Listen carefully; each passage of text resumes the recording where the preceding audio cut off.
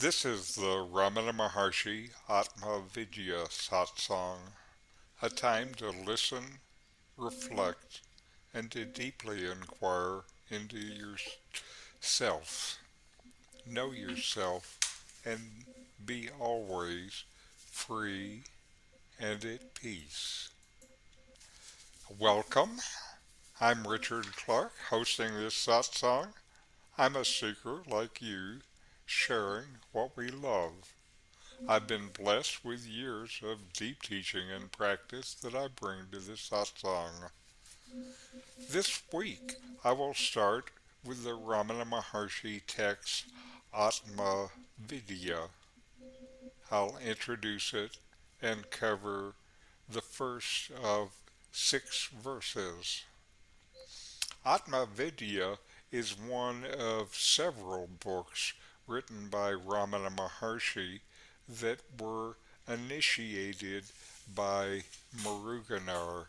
Here is a picture of Ramana and Muruganar together. Ramana you see on the left, and Muruganar you see on the right. I'm not sure who that is between them. What I see in these pictures of Muruganar is all of them, he has a kind of intensity that shows up in the photographs. So you can tell he was kind of a special guy. When it came to expressing the deepest experience and understanding, Muruganar felt unable to do so and asked Ramana to complete his attempts at writing. Muruganar would have an idea and start to write poetry to express it and then get stuck and ask Ramana's help, unable himself to express the highest truth. For this book, Atma Vidya, Muruganar wanted to recast a popular Tamil poem that begins, "Lo, very difficult is self-knowledge." Muruganar knew that these popular lines did not express what Ramana taught and experienced directly. Muruganar handed Bhagavan the first lines that he had written with a request to elaborate. The uh, he These lines express the opposite from the popular poem, and what Muruganar wrote was, "Lo, very easy is self-knowledge. Lo, very easy indeed." And Bhagavan's response to Muruganar's request was to write these 5 verses called Atma Vidya, or self-knowledge. And I'm grateful to Sri Muruganar for asking Ramana to finish what he had started. Because of Muruganar's request, there were 3 specific uh, powerful works written by Ramana. Uh, Now, Ramana gave the history of this poem, and this is shown in Day by Day. And Ramana had written the refrain and the supplemental refrain, Muruganar had written the refrain and supplemental refrain and wanted Ramana to write the poetic verses. He said that he could not possibly complete this song, so somehow no more lines would come to him. So he requested me to complete it. This was Ramana speaking. Thereupon I wrote this song. First, I wrote only one stanza, but Muruganar wanted at least four. Thereupon I made three more. Finally, I recollected I had not made any mention of Annamalai, Arunachala, in it, as Ponambalam, a famous mountain in Kerala, is mentioned in the stanzas of the song in the story which our song is modeled. Now, with Ramana's first verse, lo, very easy is self knowledge. Lo, very easy indeed. Those were Muruganar's two lines. And then the next is Ramana's. Even for the most infirm, so real is the self that compared with it, the Amlak in one hand appears as a mere illusion.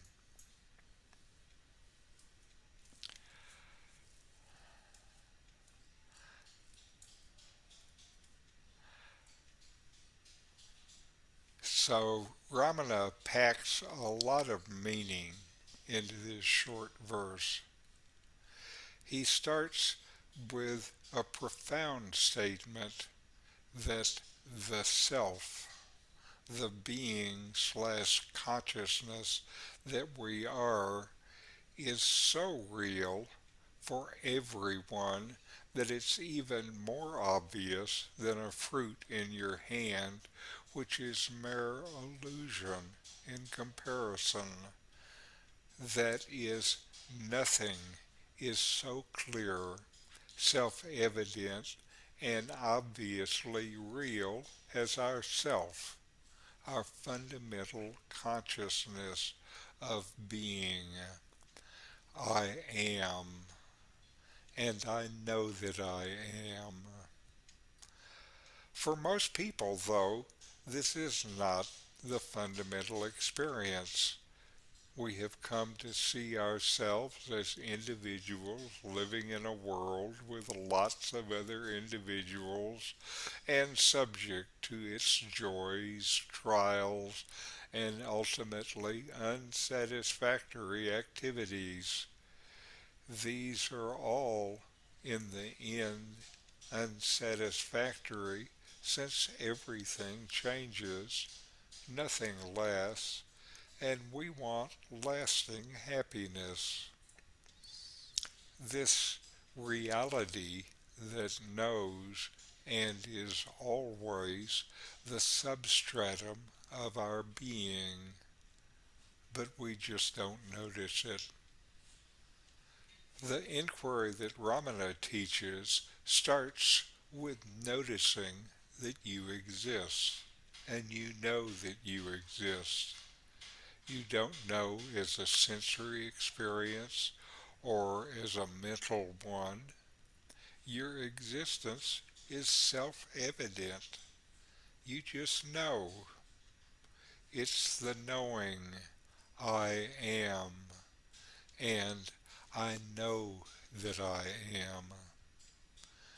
The existence that you are, when you start to notice it, you see that it is always there. There's nothing else like this. You see, too, that existence and consciousness are one and the same thing. Neither exists without the other. This knowing, in which you know your existence, is also always present. Even in deep sleep, it knows your mind is quiet. Not only is the knowing always there, it is constant. It's not more at one time and less than another. The self that we start to see, we also see that it is always real. Maybe nothing else is. Everything else just comes and goes. But the reality of the self is always. Now we will have discourse from Nome, always real.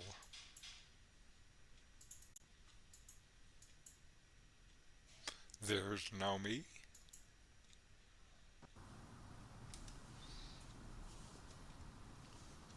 The self, our real being, is ever existent. It is of the nature of undifferentiated being, consciousness, bliss.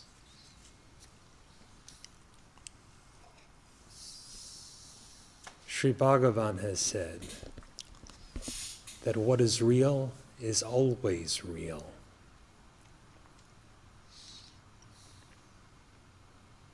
So to know what you truly are, seek that within yourself which is ever existent.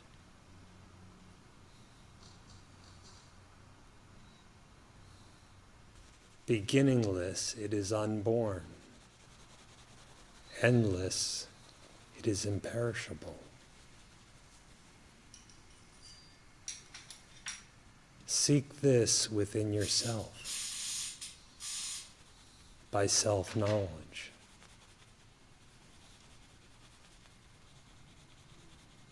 What is real must always be real.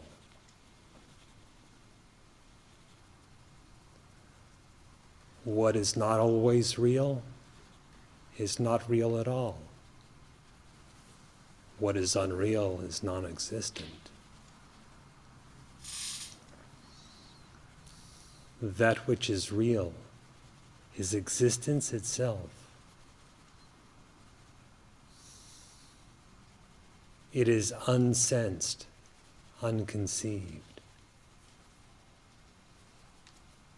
Being existence itself, the reality itself. It is free of an alternative, so we call it non-dual. The ever-existent reality, which is truly the self, or Brahman, or God, is what is expressed in the silence of Dakshinamurti, of Sri Ramana, etc. Ever existent and without an alternative. What you truly are, you always are.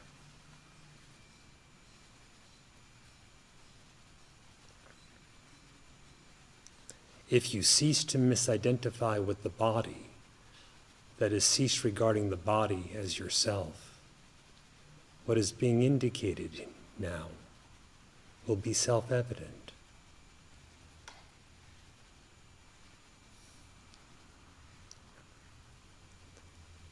It is not that you are one thing and the Supreme Self is another, so that you be transformed from one thing to another.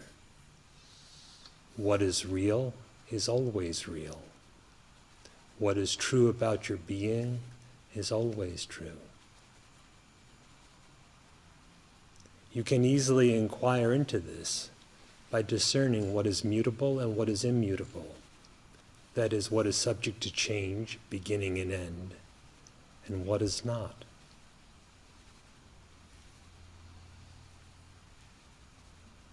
A body appears, a body disappears.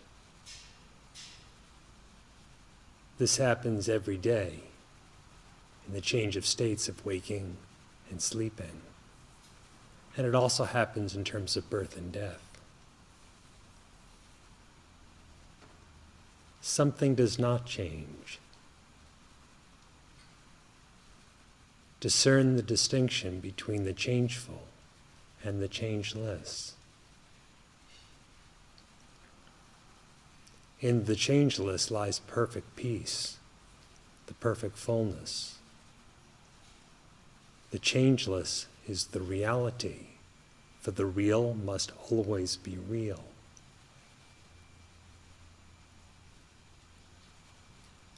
As it is with the body, so it is with the mind. The form of the mind changes. That which knows the mind does not. Which is real? Which is you?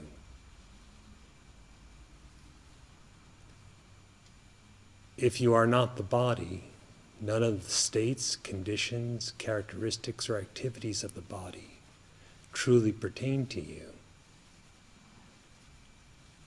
What then is your nature?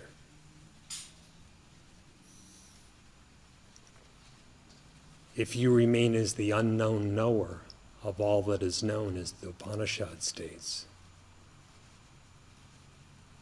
so that none of the mind, not one thought, not even a collection of thoughts, pertains truly to you. If you are unthinkable, what are you?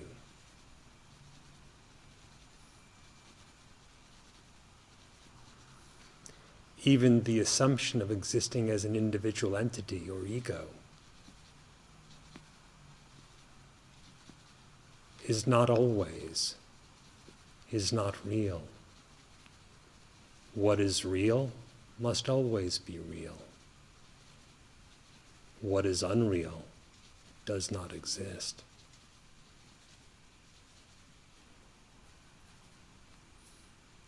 Free from the body, free from the mind, without the least bit of individuality, what remains?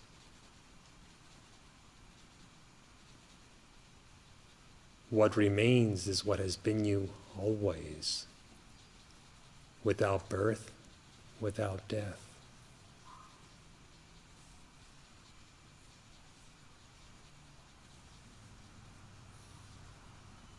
Free of misidentification.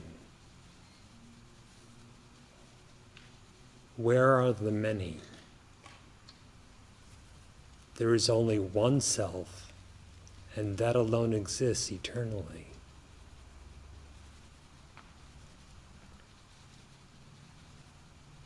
This is the significance of the Mahavakya, or great aphorism, I am Atma Brahma.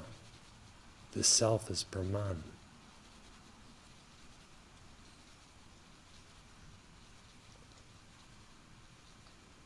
The knower of Brahman is Brahman. No other knower is there.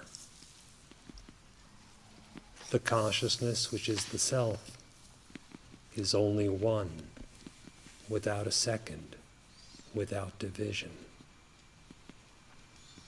That consciousness is your real being.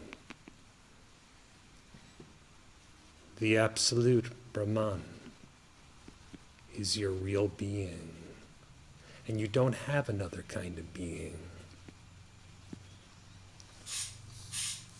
All spiritual practice is for the purpose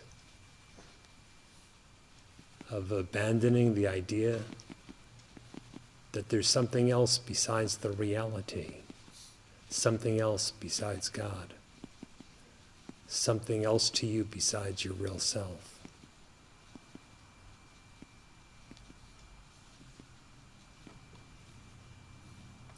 Who am I? Ask the question of yourself. What is the nature of the inquirer?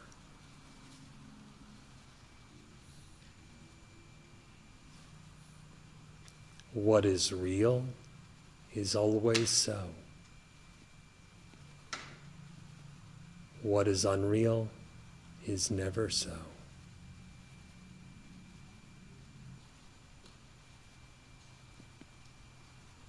The cause of bondage or any kind of suffering is actually never so. The Purnam, or perfect fullness, the reality of the self, is actually always so.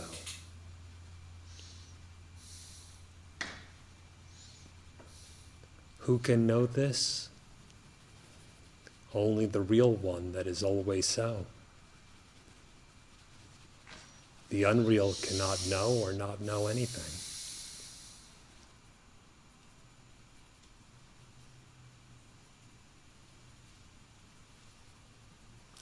There is only one existence, one reality. It is forever undivided and undifferentiated.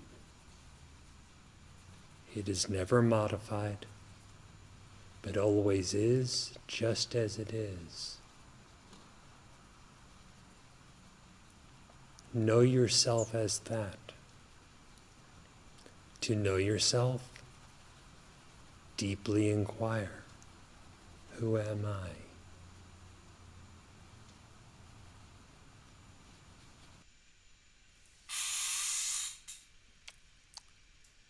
And now we will take a few minutes to inquire.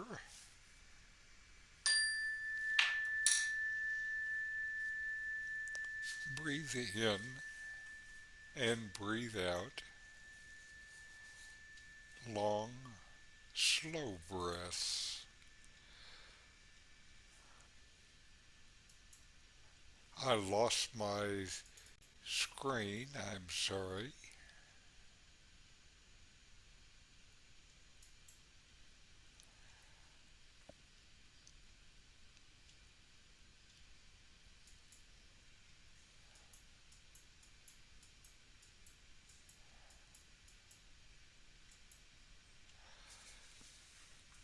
Breathe in and breathe out. Long, slow breaths. Feel the breath as it comes in, as it goes out. Feel your mind quiet. Notice that you exist. You exist and you know that you exist without feeling it and thinking about it. You just know.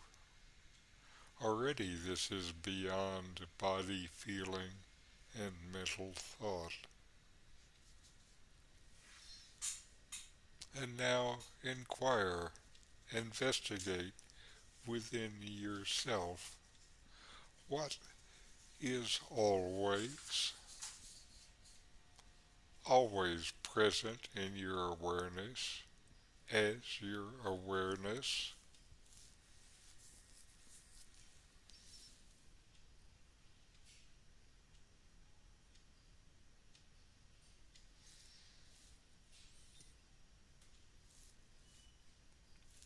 Is this that is always ever hidden from you?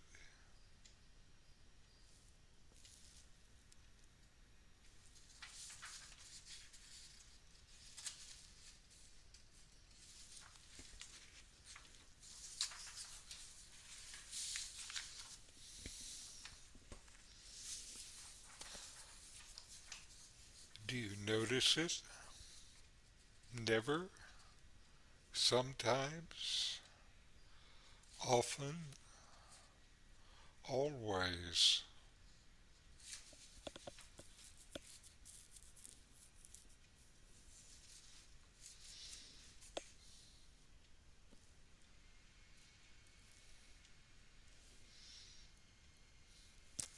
What just comes and goes?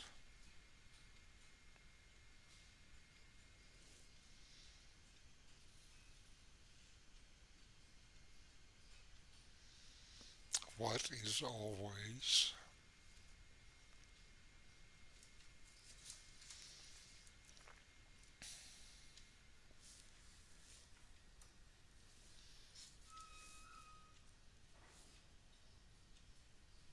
Now inquire, who am I? What is the nature of my existence?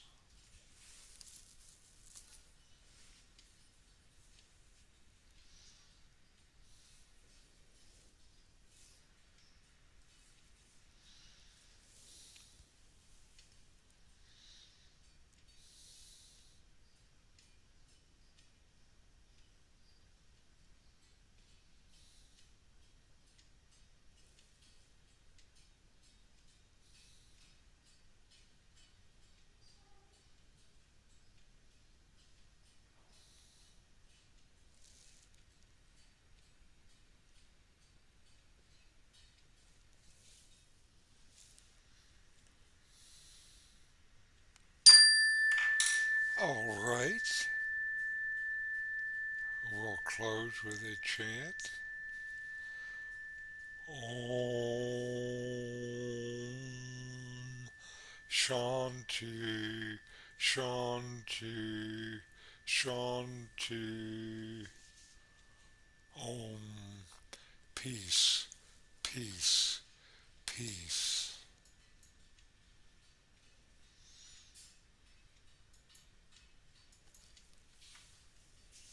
All right, any questions or comments today?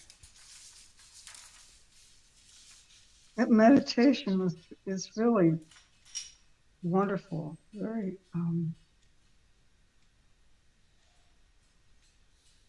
it makes things very obvious. Well, what I try to do each time with the meditation is to kind of point to some way in which we can experience what we're talking about. Because it doesn't matter until that is the case. Yeah, absolutely.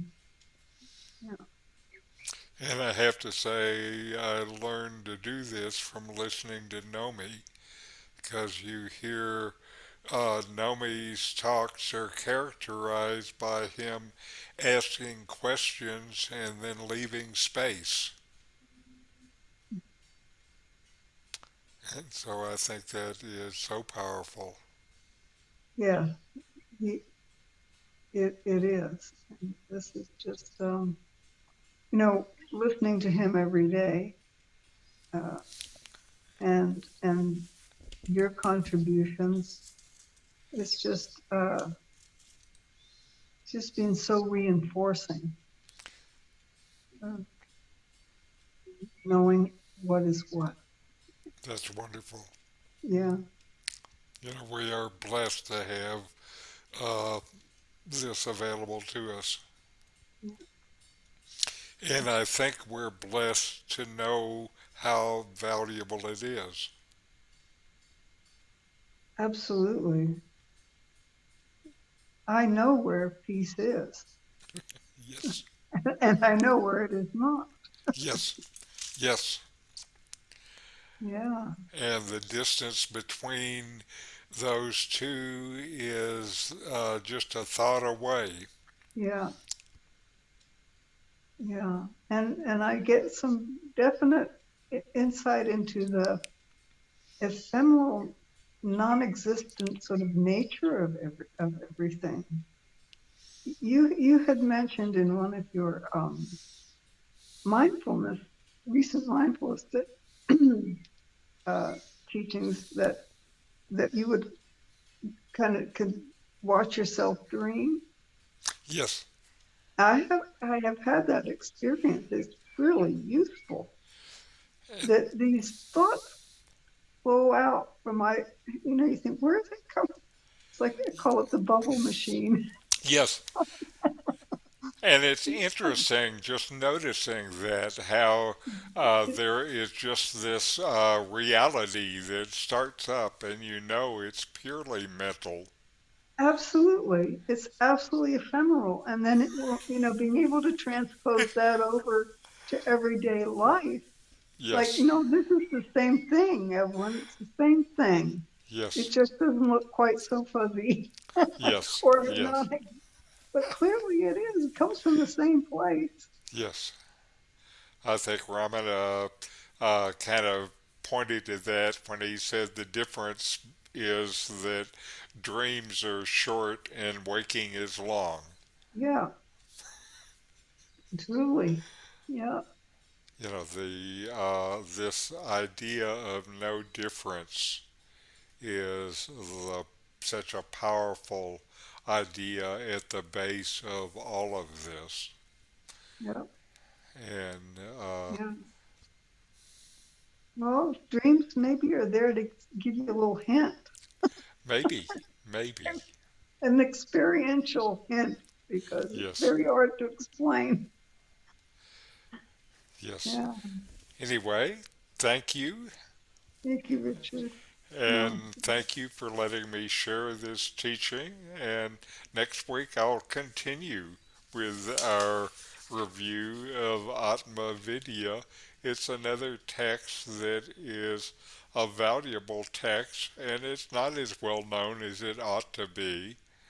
You know, again, what we heard of the first verse. If you really knew the first verse and that was your experience, you wouldn't need anything else. And we have some more verses coming. So, oh boy. Anyway, and namaste, and namaste. we'll see you next time. Okay, thank you.